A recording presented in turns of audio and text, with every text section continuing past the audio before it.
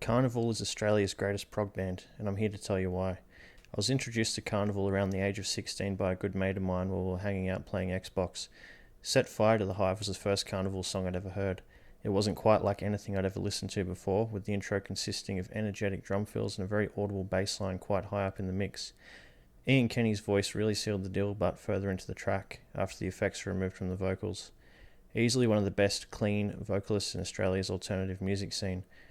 I've fallen in and out of love with so many genres over the years, but my love for Karnivool and Australia's progressive music in general has remained strong for over a decade. Karnivool, often genre-defying, hence choosing the word prog carefully, are one of my favourite bands of all time. I've been to so many of their live shows over the years I've lost count. Their live performance is second to none, with astounding musicianship and audio quality every single time. Karnivool started, as a lot of bands do, in high school amongst friends circa 1996 to 1997 in Perth, Western Australia. Ian Kenny was the original founding member, with a number of lineup changes in the formative years of the band, going from playing setlists comprised of Nirvana and Carcass covers at parties to removing all early band members and moving to setlists of original material in 1998. From 1998 to 2000, the original incarnation of the band consisted of Ian Kenny on lead vocals, Drew Goddard on lead guitar, Brett McKenzie on drums, and Andrew Brown on bass. Andrew Brown was replaced by John Stockman in the year 2000, Brett McKenzie leaving the band shortly after to be replaced by Ray Hawking on drums. Mark Hosking joined as rhythm guitarist in 2003, with Steve Judd replacing Ray Hawking in 2004. This lineup, consisting of Kenny, Drew, Hoss, Stockman and Judd, has stayed rock solid ever since. The very first release from the band came in 1999, which was a self-titled EP, unfortunately garnering very limited recognition. The only song out of the four on the self-titled EP making its way onto 2001's second EP, Persona, was some more of the same. This track blends both nu metal riffage and prog rock, weighing in at 9 minutes. Persona released in March of 2001 with 5 tracks, Fade being the standout track in my opinion, showing an early glimpse of what we can expect from Karnivool's future releases. This track is some of the most catchy, down-tuned riffs, raw drums, and most cohesive arrangement out of any song on the EP. No wonder it's a fan and crowd favourite, with the mosh pit erupting, never failing to energise and get me moving. The breakdown near the end makes me want to disrespect my surroundings, but in a good way.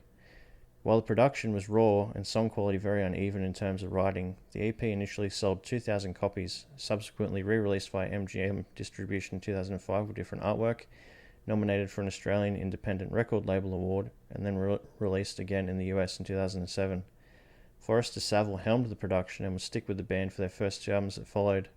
Forrester is an incredibly talented producer behind a large number of incredible albums in Australia, including The Butterfly Effect, Birds of Tokyo, 12 Foot Ninja, and Dead Letter Circus, to name a few.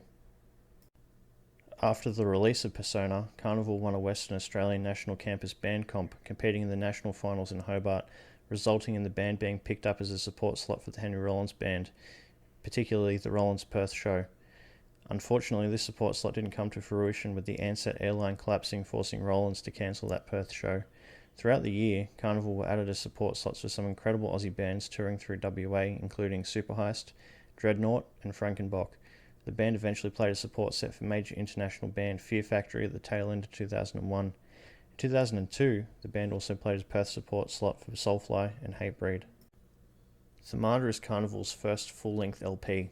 Drew wrote all of the songs on the album, recorded all of the guitar work, and most of the drum work apart from Lifelike, which is when Steve Judd came on board. Drew really outdid himself on this album when compared to Persona. Themata, the track by itself, is one for the ages, a staple in every live Karnivool set, never failing to blow the roof off every venue, with every crowd singing every word back at the top of their lungs. Lifelike, Rockefeller, and Shutter Speed are the other standout tracks, with odd time signatures here and there, highlighting more sophisticated and intricate riffage with the guitars tuned to Trop B on the low E, A, and D strings, with the remaining 3 strings tuned to E standard. Ezekiel Ox from Mammal is credited with whistling and playing the castanets on Rockefort, something I wasn't aware of until researching for this video. Extremely catchy songs with infectious energy.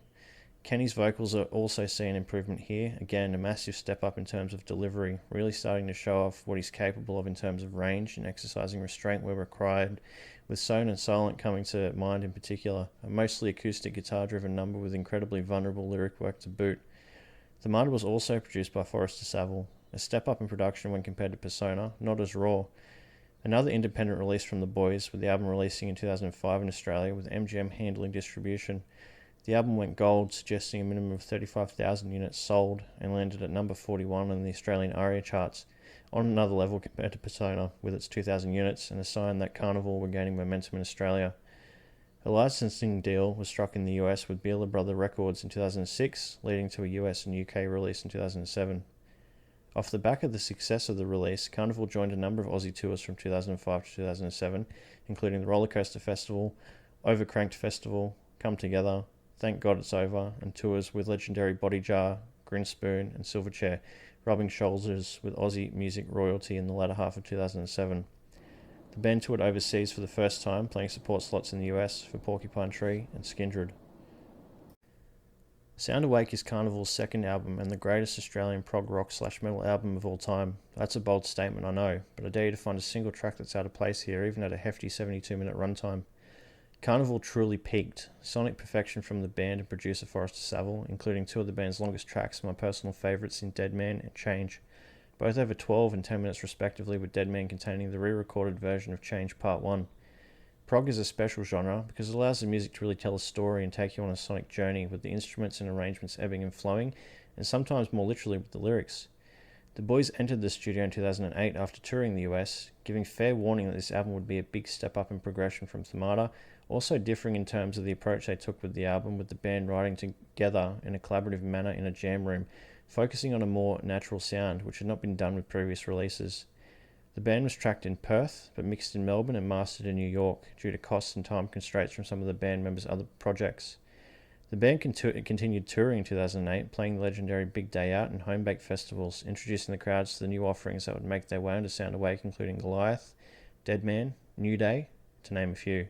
Set Fire to the Hive was the first single released in May of 2009, with the album dropping 1 month afterwards in June, almost topping the ARIA charts at number 2.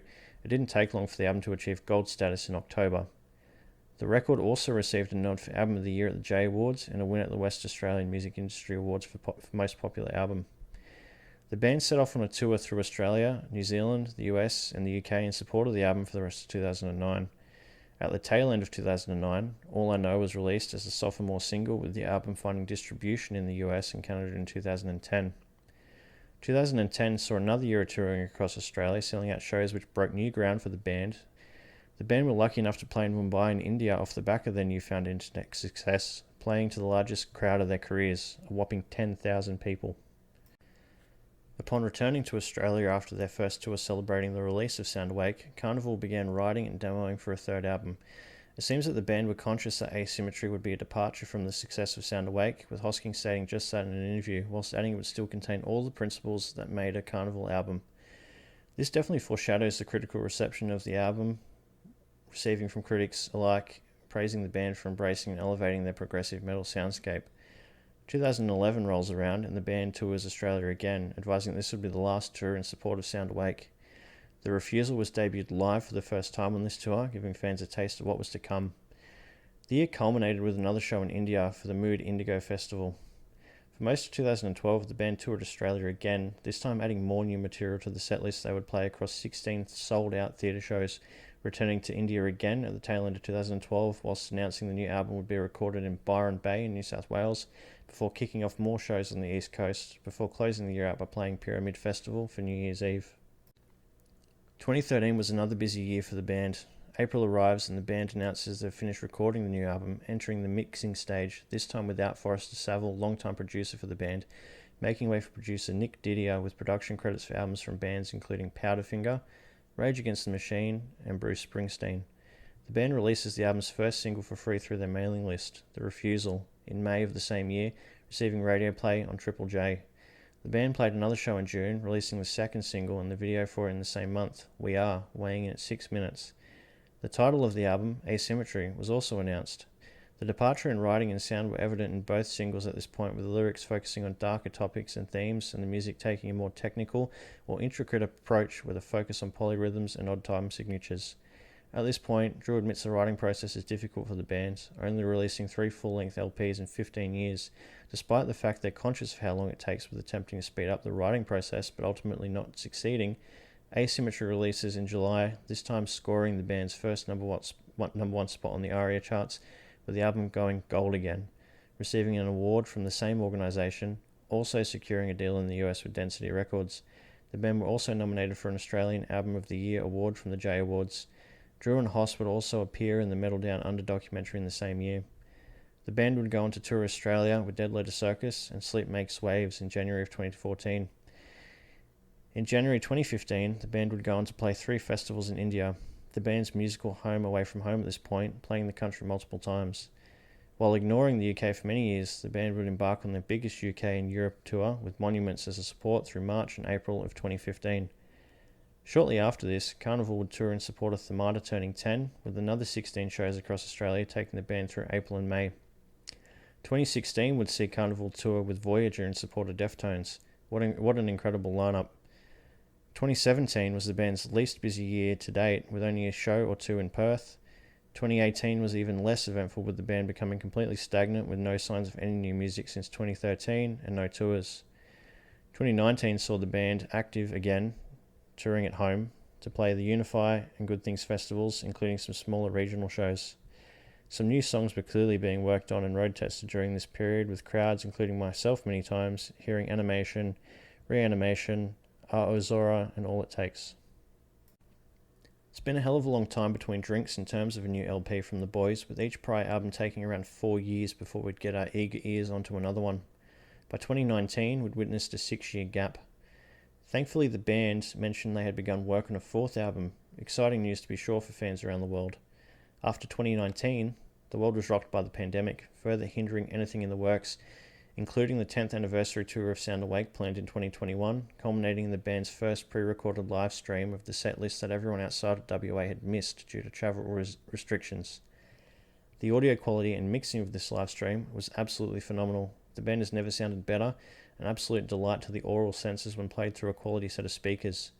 Jan Kershaw, owner of Ghost City Recordings, had met with the band in 2015 to record a few choice tracks at the Ghost City Recording Studio, another orally superior performance and mix.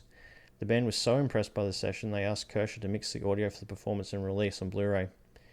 With restrictions lifting in the latter half of 2021, the band would travel and play a few shows in Europe and formally release a new track previously road tested live, All It Takes. The groove in this song is just ridiculously catchy, with some intricate hammer-on and pull-off riffage, the bass sounding incredibly thick and high up in the mix again, and Judd's monstrous drumming on full display, and Kenny's vocals sounding as amazing as ever. 2022 would see the band headlining the inaugural Monolith Festival across Australia, a lineup comprising of some of the best prog acts in Australia has to offer, including the mighty Cog, Pliny, and Sleep Makes Waves. The first quarter of 2023 would see the band jetting off to Europe again for a greater run of shows this time, with the Ocean supporting. Karnivool would play one more show in December of the same year at the Badlands Bar in Perth to bid a fond farewell before closing down. 2024 would see another home tour from the band, including playing the enormous Download Festival in Europe with a few more club shows while in Europe. An interview with Hoss and Kenny during Download Festival would suggest a new album was coming, albeit slowly since 2013, with the band picking it up and putting it down, likening the band to Guns N' Roses' Chinese Democracy, referring to the lengthy time span between albums. Kenny admits 6 or 7 tracks were coming together, admitting that the band was selfish when it comes to the creative process and never letting the time between albums get to them, regardless of the fans' thirst for a new LP offering. That brings us to 2025, where the lads are finally in the studio for an extended period of time, with lots of updates flowing from Forrest to Saville and the band on social media. Some commentary on the band from around the internet heaped praise on Sound Awake as a masterpiece, much like I do. One Reddit user had the following to say about Goliath off of Sound Awake, which very much mirrors my own thoughts. I remember very specifically the first time I heard this song and album, and the very bewitching and mystified feelings it left me with. Karnivool was one of a few bands that was absolutely fundamental in getting me into prog, and even though at the time I knew nothing at all about Time Signature's production or composing techniques, it caught my attention because it sounded so different from everything I'd heard before. Even today, Sound Awake remains a top 5 favourite album for me because of that feeling it left me with. So this brings me around to why I think Karnivool's Australia's greatest prog band. The main draw of Karnivool for me is that it's quite hard to pigeonhole the band into a single genre, with every release sounding different to some degree than what had come before it. The musicianship is top notch on the albums and when played live. You've got your mix of traditional song structures for catchy songs like Rockefort and Lifelike, and sprawling prog masterpieces for songs like Dead Man and Change. The lyrics for some of these songs are some of my all-time favourites, with Dead Man containing "Still I remind myself how I define myself," and Change containing something so simple as "Hello, hollow, halo." The rhythm or groove and how catchy these compositions, along with the contrast of heavy riffs and incredible clean vocals, never fails to bring a smile to my face or get me up and moving. There's no better time to become a Karnivool fan, with new music on the horizon, hopefully releasing this year. Thanks for watching.